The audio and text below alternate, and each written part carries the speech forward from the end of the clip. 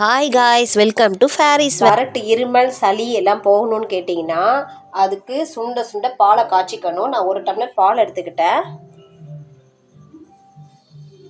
அதில் இப்போ இந்த பட்டை இதை போட போகிறேன்.